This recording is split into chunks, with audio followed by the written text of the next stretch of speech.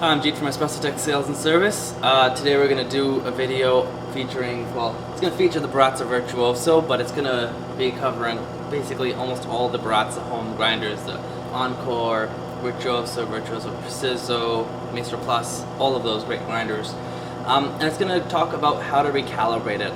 So sometimes after years of use, it's not grinding as fine as it used to, everything settles in, the burrs are a little worn, the plastic has a bit of give. In any case, if you want to calibrate it a bit finer, you will need a few tools. So what I like to use is a jeweler's Phillips, along with the jeweler's flathead, and also a cloth so you don't scratch up the unit. So first things first, you're going to strip off some of the accessories on top. So you're going to take out the grounds bin, or if you have a porta holder, just take that out and place that clearly out of the way. Remove the remove the bean hopper simply by rotating it to the 40 position and then sliding it off. And I just completely dismantle the top, so I just take off the bean guard and then the upper burr ring. So now that that's all stripped, one thing you don't want to forget, which sometimes people forget, is on the right hand side you have the timer switch. Hopefully you did not glue yours in place. If you didn't, then it just simply pops out just like that. If you glued yours in place, you will probably have to pry against the machine using a flathead or clamping down with some pliers and then pulling it out. But in any case, once you have your grinder stripped, you just want to place it on its back. And again, this is where having a nice cloth is helpful, just preventing it from getting scratched. So you can use a larger flathead. I just find the smaller flatheads prevent me from slipping. Sometimes with the larger flatheads, you'll see some hack jobs that people will do, and they'll just cause a big scratch along the whole side, or they'll mar up this nice stainless steel base. So just take the flathead and conveniently just place it in the middle. There is a tab here, which is a little bit easier to stick in place, but all you do is you place it and pry upwards a bit. There's a little tab area in the front, which is a bit easier to do as well. So once you pry up a little bit on one side, just do the same and repeat it to the opposite side. And there you go. So, as I said, it's pretty much the same for all Baratza grinders, except for the Preciso, which the only extra step you'll have to do is just remove that micro knob. So once you have it out of place, I'm just going to give the left side here another little bit of a push up. You can place it on its feet, and what I usually do is I push my fingers against the adjustment ring kit and then pull upwards on the casing at the same time, just like that.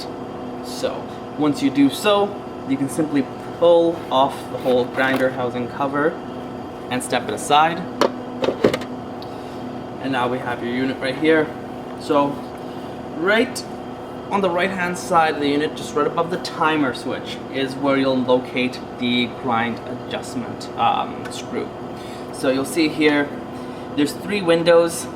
As you turn it, if the screw is toward the left, that makes it coarser. If the screw is towards the right, that'll make it finer.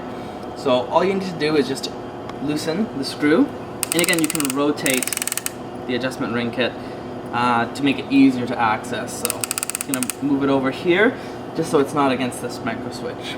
And all you do is, if it just needs a minor adjustment, you loosen it and then hold basically the bottom part of the adjustment ring kit and then rotate the upper part, and you can slide it between the window.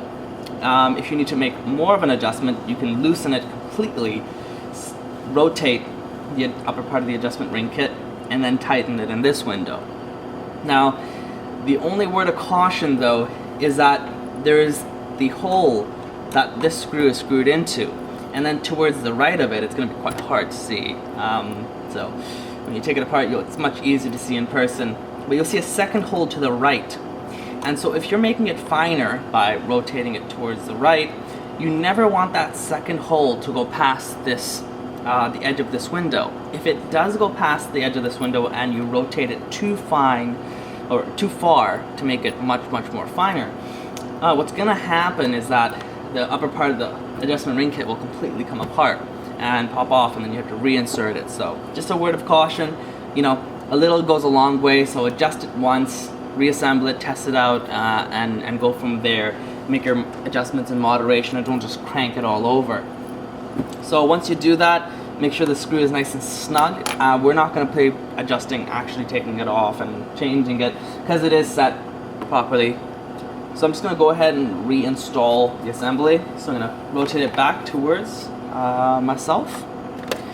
And assembly is just basically the opposite of disassembly. So I'm just going to put this back into normal position and then place the top on. Just gently place it over and slowly wiggle it down to the bottom. I like to hold against this support here and place and push down.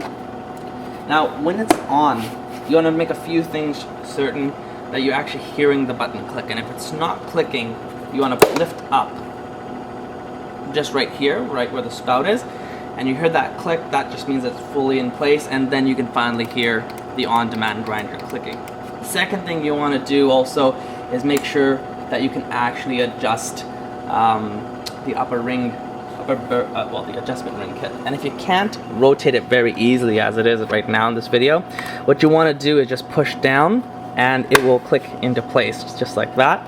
Now I can very easily rotate it. Sometimes when you put it in place, it just kind of jams it, so just give it a bit of a push and it's back in working order. So just going to quickly go ahead and reassemble the unit. Upper burr ring goes in, line up the red dot with the hole in the upper adjustment ring kit.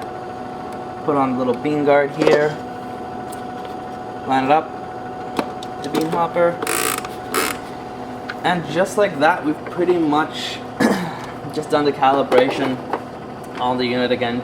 Reassemble it, test it out, make sure its burrs are touching at 0, and then you're good to go.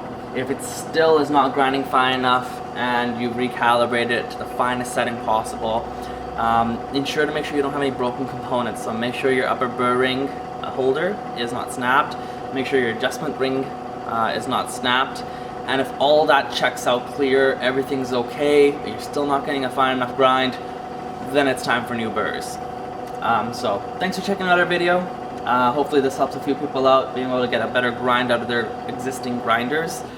So don't forget to like, subscribe, and comment on this video, and as always, stay tuned for the next one.